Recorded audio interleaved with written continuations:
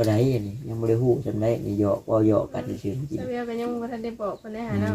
เห็นแต่เป็นแหนบ3แหนบก็ต้องสินับเบิ่งดูตัวน่ะนับเบิ่งดูอันตัวใบมันน่ะนี่อันนี้ป้าไว้ก่อน1 2 3 4 5 6 7เธอจักได้บ่ตาเอ้ยใบนั้นใบนี้ค่ะโอเค3ละเนาะขอบคุณน้ำพ่อหลายๆเด้อที่ช่วยลูกมาหลายครั้งหลายเทื่อกะขอให้พ่อในวิถีจะอยู่ดีมีแห้งมีสุขภาพเข้มแข็งความเจ็บอย่าได้ความไข้อย่ามีเด้อจงมีสุขภาพแข็งแรงสมบูรณ์ดีปราศจากโรคภัยไข้เจ็บทั้งปวงอย่าเจ็บอย่าจนพยาธิโลกาให้เว้นมีไกลมีห่างแล้วก็ขอให้ทั้งพ่อน่ะมีแต่สุขภาพแข็งแรงดีๆล่ำๆรวยๆขอให้พ่อมีบุญล้นฟ้ามีวาสนา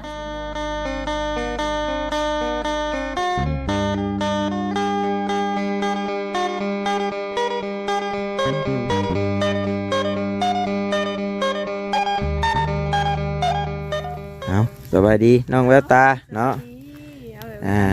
เอาไปกระทันหันเลยมื้อนี้คือได้ยินข่าวว่ามีแนวมาเซอร์ไพรส์น้องสุดใจจะบ่สั่นแล้วพี่น้องเอ้ยนำข่าวดีมาฝากมาต้อนรับไปเด้อพี่น้องอ้าวพี่น้องเนาะแล้วรุ่นมึงก็เป็นยังเนาะแม่นมันก็ถือว่าโอ้หลายพอสมควร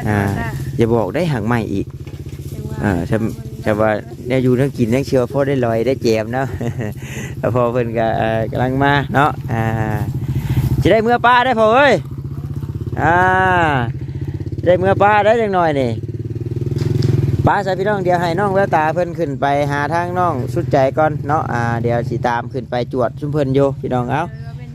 แมนโดยพี่น้องเนาะโดยป้าใส่พี่น้องเนาะคือว้าวละมื้อนี้ก็มา2คนพี่น้องเนาะทางบ่าวเวียดยังไปหาอยู่หากินพี่น้องเนาะยังบ่ได้มาเพิ่นก็ได้เลยมากับน้องแววตาสะก้อนประชันเอาเนาะน้องแววตาเพิ่นว่ามีของมาเซอร์ไพรส์เนาะไอ้น้องสุดใจประชันโอ้ยยังอีเดียประชันเนาะเอายังแล้วแต่ดอกดีมุกดีใจน้ำเพิ่นนั่นแหละพี่น้องเอ้ยแล้วก็มาอัปเดตเบื้องต้นอาการของเพิ่นหลังจากกินหักไม้หักยาพี่น้องเอ้ยดีเศร้าขึ้นแล้วบ่ไข้แน่แล้วบ่เพิ่นได้ต้มแล้วบ่เนาะไปได้พี่น้องเอามีแต่ว่าขอกราบทักทายสบายดีกับพ่อแม่พี่น้อง FC อันเบิดสุขุสุคนเด้อพี่น้องเด้อเนาะบ่ว่าอยู่ทางฝั่งลาวฝั่งไทยต่างประเทศนำที่เขามาเบิ่งมาชมแล้วก็บ่กดข้ามโฆษณาเนาะพี่น้องเนาะขอบมุกขอบใจหลายๆที่เขามาเบิ่งคลิปให้แต่ต้นจนจบพี่น้องเอ้ยไปสบายนี่พี่น้องเนาะเว้าหลายใหญ่ห้างเนาะบ่ให้นับน้ำในบ่เฮ้ยเอาสบายดีเด้อเนาะวันเกิดกันแล้วเนาะนี่เนาะกำลังนับอยู่เอ้ยสุดใจว่าตกใจเบิดโยเนาะนับเงินได้นับผู้เดียวคือบ่เฮ้ยพอกับบ่อยู่แรงก็รักไปตี้อยู่ยะไปได้ก็จังว่าสิไปอยู่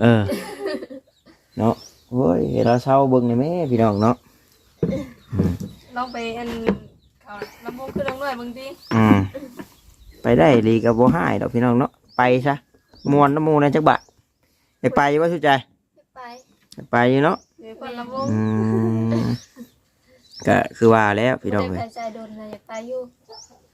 ฮอดแล้วจาก10 ปีเนาะฮอดบ่ตั้งแต่ปี2019 19 20 21 22 23 24 25 26ประมาณ7-8วัน6 ปี2019 7 ปีใกล้สิฮอดปีที่20เลยดอกพอดี7 ปีนะ7 ปีพี่น้องเนาะก็เด้อก็เพิ่นก็บ่เห็นหุ่งบัดนี้ก็บ่ได้ไปแต่ข้าวลงเฮียนพุ่นนี่เคยไปลิ้นน้ำหมู่อยู่บ่เคยไปลิ้นอยู่บ่ไปข้าวไปโรงเรียนเพิ่นบ่แม่นตอนไปข้าวอยู่ซินู่นี่เคยได้ไปแต่บุญวันชาติบุญมีงานบุญจังได้ออกไปแม่นก็บ่ได้คอยได้ไปเนาะบ่ได้ก็ได้เลยเอาก็คือว่าแล้วพี่น้องเอ้ยนี่แหละเพิ่นว่ามันได้เป็นแล้วแต่นั้นคือเราเห็นถ้วยกันนังอันนี้ว่าเงินถ้วยนี่แล้วรางวัลแล้วเปิดโตเลยข่อยเนาะถ้วยถือนี่ถือจังว่าอยู่กินทั้งไรพอหมอมือเดียวว่าจับขึ้นมาใบ1,000โลดว่าอ้าวเนี่ยแต่เสียเงินแค่ว่า บัด หยอกอยู่ บัดบ่ตารถซื้อเลขเมื่อคืนนี่ก็ชุยโอ้ยพี่น้องเนาะน้องผู้ใจมาถ้วยได้เลย เอา พัน ถึ ยัง ง เมื่อคืน โตเลย มันคือนี่บอกกะคือว่าบ่ได้พันหนึ่งเด้ ลื ลืม นอนมวนบ่ได้ฝันเนาะพี่น้อง พี่น้องเนาะพอดีเมื่อคืนนี่ก็ดีใจน้ำเพิ่นผู้ถือรางวัลที่ โอ้ข่อยเห็น 4 ล้านเลยเนาะเบิดเด้อว่ะ คน คน ปึกด้วยแหละ คนจังไดคนฮู้จักน้ำวันพีนนี่บ่ เห็นผู้หนึงน่ะเป็นคนดีแล้วเคยอยู่บ้านพี่ เอาใช่เนาะดีใจนะเพิ่นพี่น้องเอ้ยนี่แหละนี่ก็มื้อนี้ก็แสดงความดีมุกดีใจน้ำน้องสุดใจเพิ่น ผู้โชค พี่ ดี น้อง ถูก เนาะ รางวัลได้นี่ ผู้โชคดีถึงบ่ได้ถือเลขก็ได้ทำถือเลขได้นี่พี่น้องเอ้ย แม่น ทางน้องทางน้องเวลตานำเงินมามอบให้พี่น้องเนาะกับทางพอเพิ่นผู้เพิ่นเคยสดเคยซอยนี่แหละพี่น้องเอ้ย โดย ก็พอได้ต่อยาหรือพอได้ชื่ออยู่ชื่อกินนี่แหละพี่น้องเอ้ย ก็ได้ใช้ชีวิตประจำวันเท่านี่แหละ เพ เนาะ ราะว่าทางน้องสุดใจแล้วก็จะได้ถ้าพอแล้วก็เฒ่าแล้วพี่น้องเนาะอาศัยจอบขายแบ่ขายเป็ดขายไก่พี่น้องเนาะพอได้เงินได้อย่างแล้วก็ทางอ้ายเพิ่นก็ยืนอยู่บ่เนาะ เดี๋ยวนี้เพิ่นก็ได้ฝากมาใส่ในใจอยู่ป่ะ ต้องบ่ฮู้น้ำเพิ่นแม่น อืม บ่ได้น้องบ่ได้ค่อยบ่ได้ติดต่อหากัน เอ มี อ แต่เขาเจ้าเอาล่มกันเอง ยันว่าเพิ่นก็โอ้ยฝากเงินมาให้น้องสุดใจเด้อแต่ฉันจังซี่เนาะก็บ่ได้คอยได้ยินเนาะ ถ้าเขาเจ้าล่มกันคือน้องก็บ่ได้ฮู้จักเด้ เพิ่นบ่ได้อัน อืม เพิ่นบ่ได้อันค่อยติดต่อหากัน อ่า กับน้อง เอา ตอนอยู่เขาอยู่บ้านเขาเจ้าก็มีแต่เว้ากันแต่กับพ่อเพิ่น อืม แบบน้องก็เว่าง่ายๆน้องก็แบบ อยู่ เป็นคนแบบว่าเฮ็ดหยังบ่ได้เขาเจ้าก็สิบ่ปรึกษานะแบบเขาเจ้าก็อยู่แต่ก่อนแบบนี้นะ มีแต่เอาน้องสุดใจเพิ่นก็อยู่ในลูกของน้องสุดใจเพิ่นสินะ คือแบบว่าโรคภัยโรคมัน ลูกไผลูกมันคือลูกส่วนตัวของไผของมันเด้เอาน้องสุดใจแล้วก็อยู่งับในห้องพี่น้องเอ้ย มีแต่เรา แต่ช่วงนี้เดี๋ยวนี้นั่นก็ลงไปลุมตารางอยู่บ่ตอนแรงครับ ก็ลงไปได้อยู่กันเลย ได้เนาะ เนาะ มันแดดสิกะบ่ได้ค่อยลงทีละเนาะแต่ก็ เด็ดเลยมันเป็นรู้สึกเหนื่อยเลย เอ้า ไก่เก๋ยัง ไก่เกกระป๋องพี่น้องเนาะปล่องเลย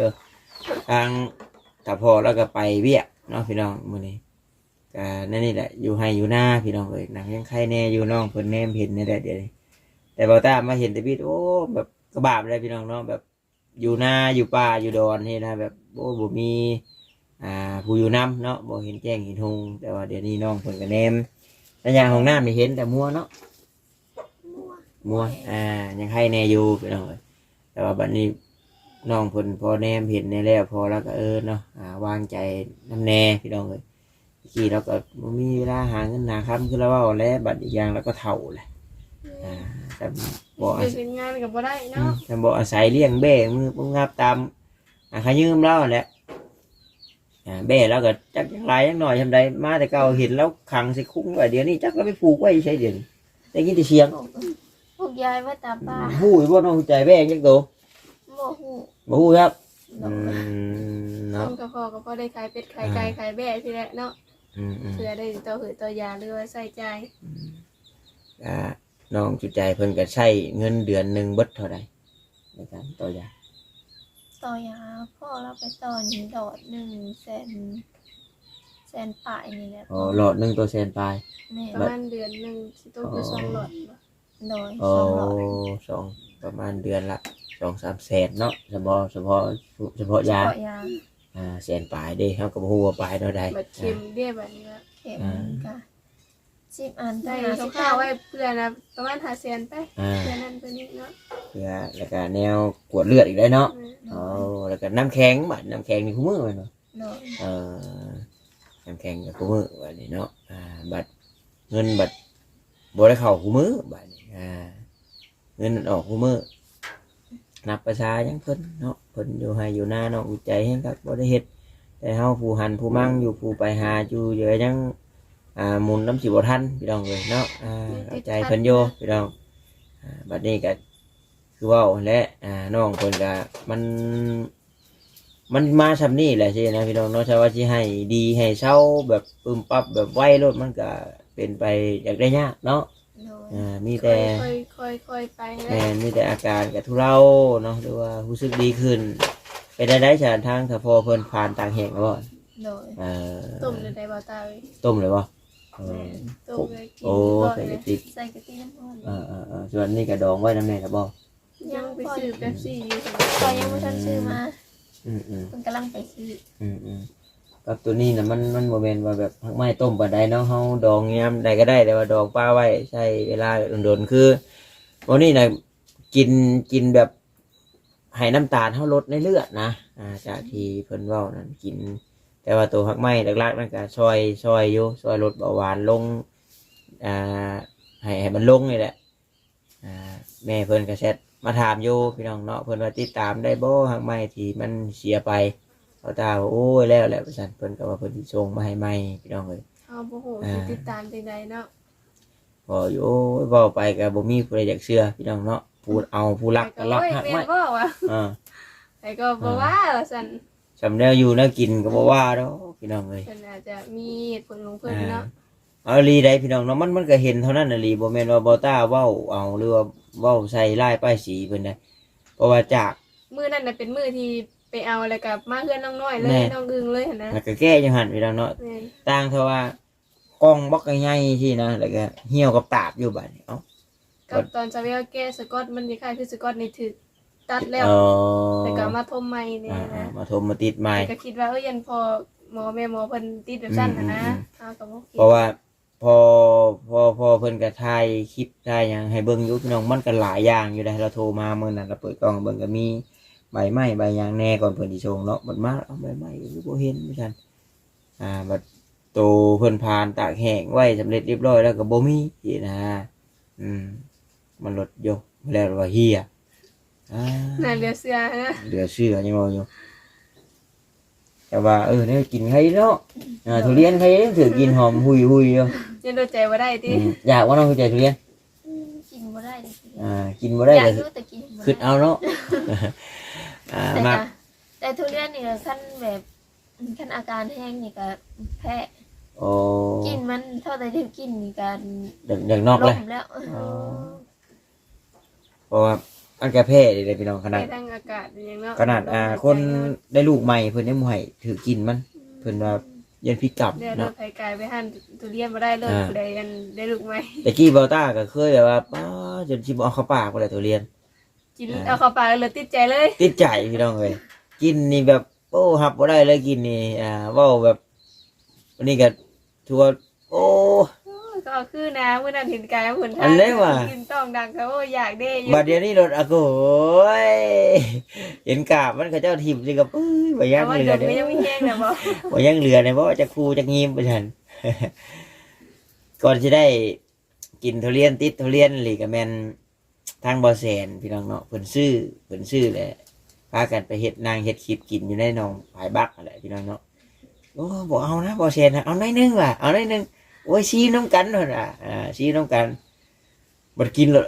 มันหวานมันเฮ็ดนะ หอม หอมก็เลยติดเท่ากับมื้อนี้พี่น้องเนาะ ๆคิดแล้วออกบ่ได้แต่บ่มี บ่ได้ ซื้อ แต่ว่าน้องชุดใจนี่หมากไม้ที่กินได้นี่มีหมากเกี้ยงกับหมากก่อนนี่บ่จะบ่ หมากเกี้ยงหมา เพิ่ ก นบ่ แอปเปิ้ลแก้วมังกรนี่แหละ อ๋อ แกงหมอเปิ้ล เดี๋ เนี่ย วย ทับทิมได้แต่แบบว่าทับทิมเพิ่นให้กินดีบ่ หมาก คือว่าหมากกีฬานะบ้านเนาะ เห็นจะหมากอัน3อย่างนี่แหละเป็นเอามาให้กินนะในหมอ แต่ว่าเข้าเบิ่งใน YouTube นั่นเพิ่นว่าหมากมงคุดพี่น้องเนาะมงคุดนี่ก็เพิ่นว่าบ่พิษบ่หวานนะเพราะว่าเปลือกมันนี่เปลือกมงคุดนี่ต้มแก้เบาหวานอีกนะ แต่พอเห็นช่วงนั้นอันเห็นลุงเพิ่นเอาไปต้มเยอะต่างไปต้ม พอวาต้าก็เป็นแต่เราก็ว่าบัดกินมงคุดนี่บ่พิษนะมันก็มีรสชาติหวานอยู่แต่ว่ามันก็อาจจะหวาน เป็ ก็ นวิตามินนะจ๊ะ ยันว่ามันบ่คือกันสินะ หวานต่างหวานเนาะ หมักฮวงบ่หมักม่วงบ่นี่เรากินนี่เราก็รู้สึกว่าพิษนี่นะ มันหวาน นี่คือว่าในบ้านจะเป็นคนเป็นลายเนาะ โอ้หลายพี่น้องเนาะ คือป้าพุกนั่นคือว่าเห็นว่าเป็น ไป ป้าพุกมันเมียลุงซุก ย่างบ่ได้แล้วบัดนี้ลบได้พี่น้องเนาะลบย่างบ่ได้ คนคู่มือนี่นั่นฮอด60 70นี่ถือว่ายืนเป็นความพูดว่าดิเนาะคือสิได้จำได้จำหนึ่งก็จมเจ็บหลังเจ็บเอวเนาะเป็นพยาธิพะเยาแหละพี่น้องเลยเพราะว่ามันบ่ได้ถ่าได้เด็กน้อยผู้เฒ่าได้แค่นี้ บูรุญญาแต่เข้าตะกี้โอ้ยเนาะ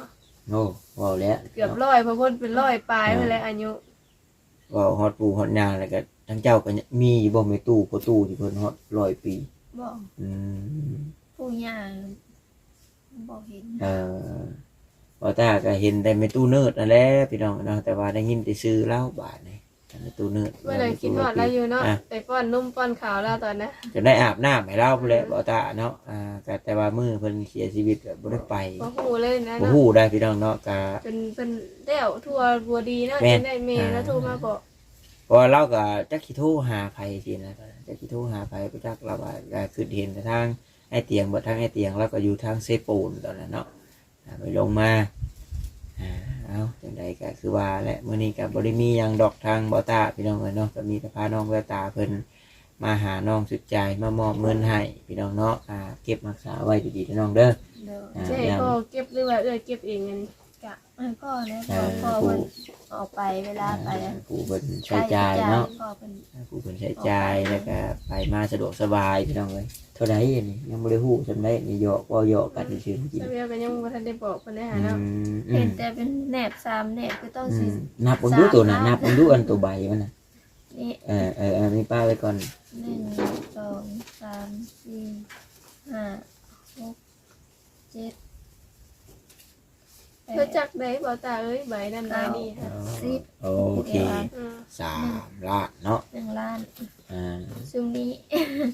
จะว่าอยู่ เป็น2แหนบก็สิ หาถ้วย เป็น2ล้าน เลยเนาะได้ยินน้องเว เห็น ตา ว่าเราสายตาบ่ดีว่าถ้วยนั่นถ้วยนี้ว่าได้นะจักว่าได้พี่น้องเอ้ย คือว่าเก่งเนาะ ว่าเราเก่งเด้ พี่น้องเนาะก็คือเบาตาเว้าและมาก็บ่มีอิหยังเนาะสิตอบบุญแทนคุณพ่อเพิ่นพี่น้องเอ้ยก็มีแต่คำอวยไส้อวยพรเนาะดีๆนี่แหละให้ทางพ่อเพิ่นเนาะน้องคือใจแล้วบ่ม่วนครับเอ้าซะเนาะน้องอวยพรให้พ่อเพิ่น เอา รู้ ยาวก็ได้ยันน่ะเพิ่นเมื่อย ยันเพิ่นเมื่อยเนาะ เลยกะขอบคุณน้ำพ่อหลายๆเด้อที่ช่วยลูกมาหลายครั้งหลายเทื่อกะขอให้พ่อในชีวิตได้อยู่ดีมีแห้งมีสุขภาพเข้มแข็งความเจ็บอย่าได้ความขยามีเด้อจงมีสุขภาพแข็งแรงสมบูรณ์ดีปราศจากโรคภัยไข้เจ็บทั้งปวงอย่าเจ็บอย่าจนพยาธิโลกาให้เว้นมีไก่มีห่างแล้วก็ขอให้ทั้งพ่อน่ะมีแต่สุขภาพแข็งแรงดีๆล่ำๆรวยๆขอให้พ่อมีบุญล้นภาพมีวาสนาสูงส่งขอให้มีเงินไหลมาเทมาสำหรับซ้ำน้ำหมักน้ำแกงเด้อสาธุ เนาะ ตั้งใจปรารถนาอยู่ดีมีแห้งมีสุขมีใจเนาะทั้งพอ ก็นั่นว่าบ่เก่งเนาะน้องคือใจลายล้วนๆพี่น้องเอ้ยเอาเนาะให้น้องเพิ่นพักผ่อนพี่น้องเอ้ยว่าให้น้องเพิ่นเมื่อย อยู่ในช่วงเที่ยงก็เพิ่นมีแดดแห้งได้พี่น้อง พากันเฮ็ดกินได้แต่ก็พอมื้อเช้านี่ แกงป่า แกงปลาโอ้กินแต่ปลานะช่วงนี้เนาะคักกะลีมื้อนี้ทางเบาเวียดเพิ่นก็บ่ได้มาพี่น้องเนาะกำลังยังมาแต่หาอยู่หากินช่วยแล้วพี่น้องเอ้ยเลยมาก่อนเพิ่นแล้วก็พุ่นแหละบัดนี้ออกไปแล้วก็สิแล่นขึ้นไปทางดงเห็นทางบ้านน้องน้อยพุ่นแหละยังมีหลายหม่องหลายบอนสิไปอยู่น้องจุดใจให้เพิ่นพักผ่อนซะโอ้นี่บ่เนาะ โดย นี่พี่น้องเนาะเพิ่นผ่านแห้งเรียบร้อยคือว่าและยุบต้มเทื่อละยุบพอเฮานี่แหละต้มลายมันก็ คุมเลย รู้สึกว่าขมอยู่ปะ กะรู้สึกอยู่ คือพอเพิ่นเว่าแหละบ่ต้องจำเป็นว่ากินขมอะไรก็ได้แบบว่าให้รู้สึกว่าพอมันแบบกินได้สินะเอาสิไปบังคับพื้นกินแบบขมติดคอลงไปก็คือเก่าเอาแบบว่ากินแทนน้ำโดยที่แบบว่ารู้สึกว่าสบายแน่นะ มันมีขมเล็กน้อยแต่ว่ากินได้เพราะว่ามันก็สิซอยลดน้ำตาลในเลือดเฮาสินะเพราะว่าอย่าลืมไปว่าหักไหมเด้เพิ่นว่ามันบ่แม่นยาแบบเป็นแคปซูลหรือว่ายาแบบระงับอีหยังสินะหักไหมกินต้องกินเรื่อยๆกินดนๆแบบกินแบบแทนน้ำเฮานี่แหละสินะทำบ่เชื่อนี่ ให้กินเบิ่งจักเดือนหนึงเราว่าแล้วก็แทรกเบิ่งโลดเบาหวานเนาะแต่ว่าผู้เพิ่นยังเป็นโมนักหรือว่าผู้เพิ่นแบบเคยชงให้กินลือนี่นั่นบ่เกินอาทิตย์หนึงเราว่าบ่เกินอาทิตย์หนึงลงเนาะคือว่าใจก็ใช้เวลาประมาณเดือนเนาะกะเบิ่ง คือน้องทุกใจนี่เป็นยังก็นี่นะเพราะว่าได้กินแต่ตัวนี้เด้บัดตัวที่ว่าเพิ่นแต่งเป็นสุดตัวแห้งอะไรแล้วบัด บ่มีมันเฮีย รอบหน้าเนาะ คือเพิ่นตั้งใจชงมาให้นั่นคือพี่อ้ายบอต้าแน่พี่น้องเนาะแล้วก็กาวคือแดงคือนั่นน่ะแม่นเอาให้ทั้งเฒ่าแม่สินะน้อง ความดันเนาะ เพราะว่ากาวคือแดงคือหยังมันบ่ได้เกี่ยวกันดอกกับอันนี้นะมาบัดโอ้โหพี่น้องเนาะ ได้สามัน คื ก็ อแบ เรา บทั้งพี่อ้ายบ่ต้านี่แล้วอายุจักปีเนี่ย แล้วก็มง3แก่ๆเนาะ 30ปลาย ประมาณ36 37ตอนเราเป็นนะอันได้จะอายุจัก แล้ว ปี หากก็เป็นประมาณ 2-3 ปีขึ้นหลังนี่นะ แม่นอันตัวที่นักๆกะลีนี่ ประมาณปีกายนี่เนาะ แม่น แล้ว สอง วัน ปี ละ30 ปีตอนเราเป็น หอดแล้ว หอดแล้วเพราะว่าตั้งแต่เพิ่นเริ่มเป็นมาลีนะแต่เพิ่นตะกี้ก็ฮู้อยู่ว่าตัวเองเป็นเบาหวานแต่ก็แม่นแล้วก็บ่ได้คอยคลำเพราะว่าใช้ชีวิตปกติไปหาเงินอยู่ไทยได้เนาะไปเก็บมาเขือบ่ไปเฮ็ดงานอยู่นู่นอยู่นี่ ถ้าจะกินแนวแซ่บแนวเย็นแนวนัวอะไร บัดนี้ช่วงเราไปเฮ็ดงานอยู่ห้องหมอ มันก็สิมีหมากไม้หลายชนิดและนู่นนี่นั่นอยากกินนั่นก็กินแบบมันบ่ได้อั้นเลยนะมันก็หมอยมือมีทุเรียนก็มีมือมีหมากไม้หมากยังกินมังคุดยังกินอะไรก็มันแชมพูเฟ่นะมันลดเอ็มร้อยบาทนี่กินมันสะสมบาทนี่ สะสมแบบเป็นแบบเดียวซะบัดขึ้นบัดเดียว บาทนี่พอเริ่มว่าโอ้ตัวเองเป็นนักแล้วบาทนี่เราก็ไปรักษาอยู่ไทยเนาะก็ลงแล้วลงเลยกลับไปไทยอีกเก็บมะเขือมันเจ้าตากแดดตากหน้าใช่ไหมมันยากแนวหวานเนาะเป็นน้ำโคกน้ำเป๊ปซี่แนวเย็นๆกินเอ็มร้อย มันฮ้อนมันจังมันก็แบบเมื่อยแล้วก็มันก็อยากแบบอยากกินเย็นๆนะ เจ้าบัดกินประจำคู่มืออยู่แล้วน้ำแข็งสอกแข็งใส่ใช่นะมีเย็นๆต้องกินคนเห็ดเวียกแดดมันเมื่อยใช่นะมันลดโอโก้ถูเราแบบเป็นขึ้นมาเลยแบบนี้แล้วก็นักมาแล้วก็โอโก้ยิ่งแล้วไปเห็ดงานอยู่ไทยแบบเห็ดเวียกนักแบบบ่ได้พักผ่อนไปอยู่พูดมันบัดบ่ได้ว่าคลับเนื้อกินคือเราเอาแหละอยากยังก็กินแบบนี้ บ้านเฮายังว่าบ่มีให้กินนะ อยู่บ้านเฮาบ่มีกินอยู่พูดบัดเอาโก้เห็ดเวียกก็เมื่อยบัดมีอยู่บัดนี้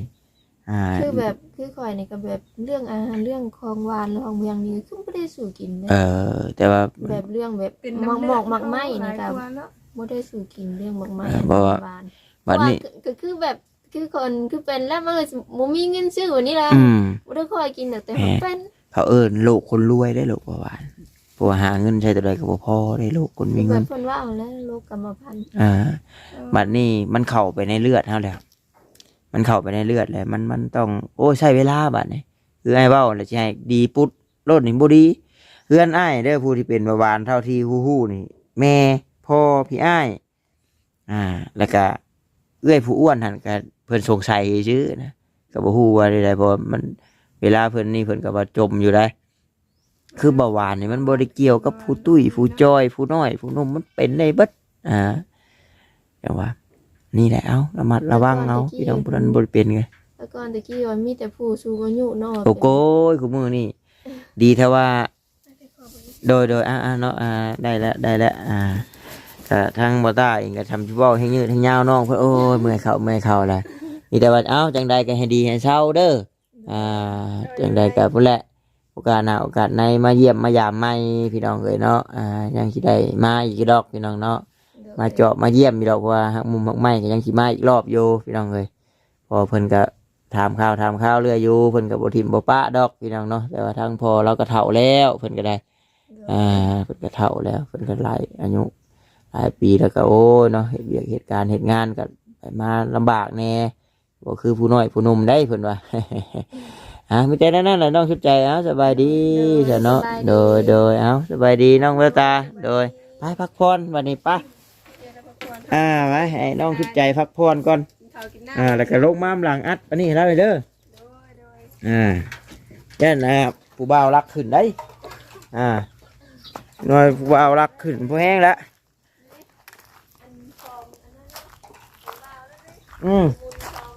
เอาพี่น้องเอ้ยจังไดก็ขอบมุกขอบใจละลายๆเนาะที่เขามาเบิ่งมาชมแล้วก็บ่กดข้ามโฆษณาแล้วก็ขอบมุกขอบใจทางพ่อเพิ่นละลายๆเด้อเนาะขอให้บุญคำนำสู่พ่อเพิ่นให้มาสำใดก็ขอให้กึดให้กลับไปหาพ่อเพิ่นร้อยเท่าพันเท่าพี่น้องเอ้ยโอ้ทีนี้ก็ติดติดขัดเนาะแล้วก็ FC ผู้นางเบิ่งนางส้มอยู่ก็ขอให้ได้บุญได้กุศลนํกันอยู่ดีมีแห้งร่ำรวยเงินทองพี่น้องเนาะแล้วก็พ่อหมอแม่หมอฮักไม้ที่เพิ่นส่งมาให้พี่น้องเนาะก็ขอให้บุญคำนำสู่เพิ่นเด้อเนาะโอเคพี่น้องสบายดีพี่น้องบ๊ายบาย